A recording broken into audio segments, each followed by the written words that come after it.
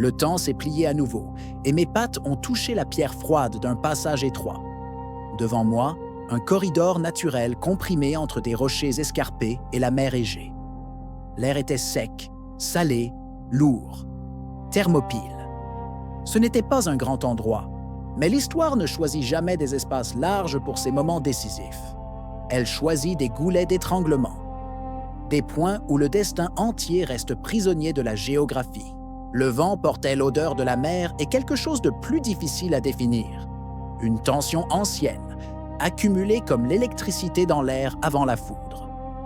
Juste un chemin étroit, où seuls quelques hommes pouvaient passer à la fois. Un goulet qui transformait les nombres en détails sans importance. J'ai marché dans le corridor, imaginant combien de fois cet espace se répéterait dans l'histoire qui s'approchait. C'était l'année 480 avant Jésus-Christ. Le monde grec était divisé en cités-États, qui s'accordaient rarement sur rien. Sparte, Athènes, Corinthe, Thèbes, chacune avec ses propres lois, ses propres dieux, sa propre vision de comment vivre. Mais maintenant, quelque chose de bien plus grand venait de l'Orient. Un empire massif marchait sur la terre, convaincu que le monde entier n'existait que pour être plié sous sa volonté. J'ai observé le passage en silence. Cet espace de pierre ne savait pas qu'il deviendrait un symbole, que son nom résonnerait pendant les siècles, que les poètes écriraient à son sujet. Pour la terre, ce n'était que du roc. Mais pour les hommes qui arrivaient, c'était la dernière barrière entre la reddition et la résistance. Peu comprennent ceci. Les grandes batailles ne commencent pas quand les épées se croisent. Elles commencent quand quelqu'un choisit exactement où s'arrêter. Ou dire à voix haute « ici », pas plus loin. Thermopyle était ce choix, concentré en pierre et eau.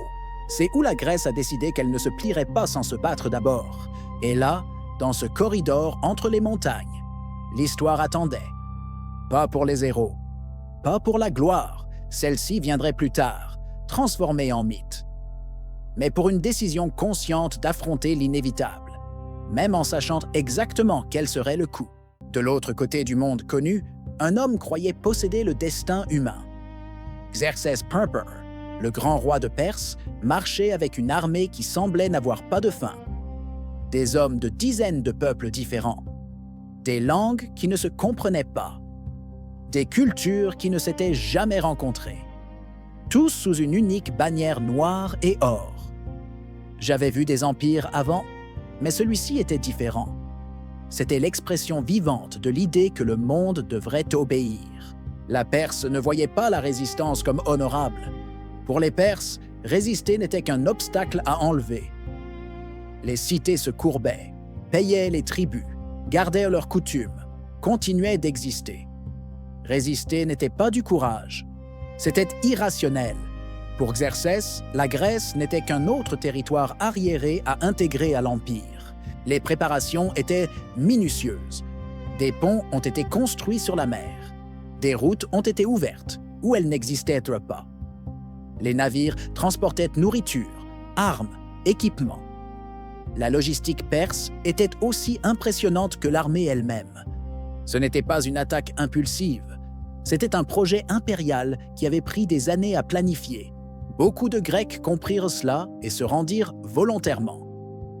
Non par lâcheté, juste du pragmatisme. Ils envoyèrent de la terre et de l'eau, symbole d'obéissance totale. C'était rationnel. Survivre maintenant, continuer d'exister après. Une décision qui avait du sens, mais elle n'était pas universelle, car il y avait des cités qui ne se courbaient pas facilement. Et parmi toutes, une se distinguait par la rigidité absolue de ses valeurs. Une société façonnée non pour le confort, mais pour la confrontation permanente. Une cité qui voyait la guerre comme son propre battement de cœur. Sparte ne négociait pas sa reddition, pas par arrogance, mais parce que l'identité spartiate elle-même ne permettait pas la reddition. Pour eux, vivre sans liberté n'était pas vivre. C'était juste prolonger la mort. Et c'était inacceptable. Sparte n'était pas une cité ordinaire. C'était une expérience sociale extrême. Depuis l'enfance, chaque citoyen était entraîné à obéir, à endurer la douleur, à ne pas craindre la mort. La guerre n'était pas une exception dans la vie spartiate. C'était l'état naturel de l'existence. Même en paix, un Spartiate se comportait comme s'il était à la guerre. Il n'y avait pas de luxe, pas d'art célébrant l'individu. Le collectif venait, avant tout. Un Spartiate ne demandait pas s'il vaincrait. Il demandait seulement sa place, son devoir. Le roi Léonidas Perche comprenait cela mieux que tout autre homme vivant. Il était le produit complet de ce système extrême. Un homme entraîné depuis l'âge de 7 ans à accepter la faim comme quelque chose de naturel. Quand la menace perse devint inévitable, Sparte fit face à un dilemme spécifique. Les lois religieuses empêchaient une mobilisation totale à ce moment. C'était l'époque du festival de Carneia. La solution était aussi symbolique que brutalement honnête. Envoyer peu, mais envoyer les meilleurs. Ce n'était pas simplement 300 hommes choisis au hasard, c'était 300 citoyens spartiates complets, chacun avec des fils vivants. Des hommes qui avaient déjà assuré la continuité de leur famille. Aucun n'était jetable. Tous n'étaient remplaçables que par l'exemple qu'ils laisseraient. J'ai observé leur visage. Je n'ai pas vu d'enthousiasme ou de cri de guerre. J'ai vu une acceptation claire, profonde. Ils savaient exactement ce que cette mission signifiait. Et pourtant, ils ont avancé. Pourtant, ils ont marché vers leur destin. Sparte n'a pas marché seule. D'autres cités ont envoyé des contingents. Thébains, Corinthiens, d'autres qui ont répondu à l'appel. Des hommes ordinaires, agriculteurs, artisans, soldats occasionnels de cités où la vie normale était encore possible. Il y avait une méfiance profonde, de vieilles rivalités territoriales, des différences culturelles qui semblaient impossibles à surmonter. Mais Thermopyle ne permettait pas de choix. Soit ils résistaient ensemble, soit ils seraient conquis l'un après l'autre. Léonidas ne promit pas la victoire quand ils se réunirent. Ce aurait été un mensonge, et un Spartiate ne ment pas sur la guerre. Il promit seulement du temps. Du temps pour que d'autres cités grecques se préparent. Du temps acheté avec du sang. Thermopyle n'avait pas été planifié comme une victoire militaire commune. C'était un sacrifice stratégique, calculé, froid. Une façon d'utiliser le terrain pour acheter la chose la plus précieuse que la Grèce possédait. Du temps. Chaque heure là-bas coûterait des jours à l'avance perse. Chaque corps qui tombait achetait de la préparation ailleurs. Chaque blessure qu'un Spartiate infligeait signifiait des ressources dépensées, des hommes perdus, de la vitesse réduite. C'était une arithmétique cruelle, mais elle était claire. Le mythe est né plus tard, quand les poètes ont commencé à raconter l'histoire. Mais à ce moment, il n'y avait que du calcul froid et de l'acceptation amère. Quand le premier détachement persan arriva au passage, ils ont ri. J'étais là, observant. Les chiffres étaient si absurdes qu'ils semblaient insultants. La victoire perse semblait garantie avant le premier coup. Des messagers vinrent avec des offres de reddition, des promesses de richesse, de pouvoir, de position. La réponse de Léonidas fut directe. « Venez nous prendre !» Il n'y avait pas de négociation, seulement de la confrontation. La première attaque perse avança avec confiance absolue, et elle fut détruite en minutes. Les Grecs en formation serrée, les lances comme des épines. Le terrain effaçait les chiffres. Discipline rigide. Quand les hommes courent en file dans un corridor de seulement 25 mètres, le courage n'importe pas. Seule la phalange importe. Les mathématiques de la guerre avaient changé. La deuxième attaque fut pire. Plus de morts. Le passage transformait l'empire entier en une file. Les Perses tombaient sur les Perses. Un cauchemar tactique pour ceux qui avaient trop de chiffres et trop peu d'espace. J'ai observé le choc sur les visages des commandants perses. Ils ne comprenaient pas comment si peu pouvaient résister à temps. Ils ne se rendaient pas compte qu'ils combattaient quelque chose qui transcendait les corps et les armes. Une idée vivante que les hommes libres pouvaient choisir de résister et que cela coûtait cher même à un empire. Thermopyle commençait son rôle historique, exactement comme prévu. Toute résistance parfaite porte en elle une faille humaine. Un chemin caché existait dans les montagnes entourant le passage. Un chemin que les bergers utilisaient. Et quelqu'un décida de le révéler aux Perses. Cet homme, Éphialtès, deviendrait synonyme de trahison, non par idéologie, mais par survie personnelle. Il voulait vivre. Il croyait que collaborer le sauverait. Quand Léonidas apprit que le chemin avait été révélé, il ne cria pas de rage. Il confirma simplement ce qu'il savait déjà, que tout mur finit par tomber, que la trahison est aussi ancienne que l'humanité elle-même. Il renvoya ensuite ses alliés. Il ordonna aux Corinthiens, Thébains et autres de se retirer. Certains pensèrent que c'était de la lâcheté. Ce ne l'était pas. L'objectif stratégique avait déjà été atteint.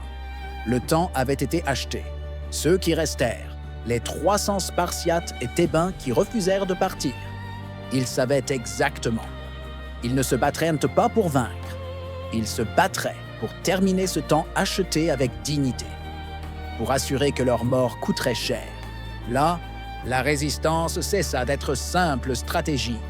Elle devint un message, un sacrifice conscient, l'incarnation vivante d'une idée que l'or et les menaces ne pouvaient pas conquérir. L'attaque finale vint de face et de dos, simultanément.